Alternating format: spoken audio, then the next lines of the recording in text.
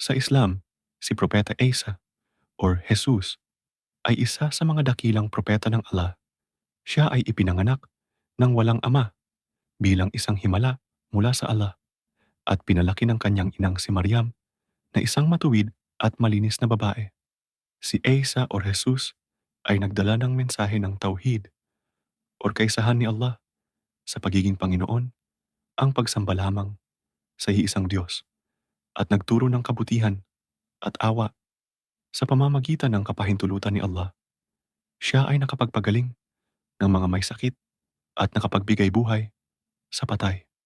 Sa kapahintukutan ng Allah at hindi rin siya ipinako sa krus, bagkus siya ay itinaas ni Allah sa langit at babalik siya sa nalalapit na araw ng paghuhukom upang maging tanda at meron siyang misyon na kailangan gawin.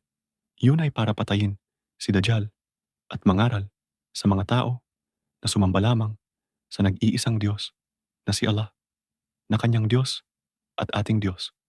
Manalig tayo sa nag-iisang Diyos at sundin ang mga propeta na kanyang isinugo o ipinadala sa sangkatauhan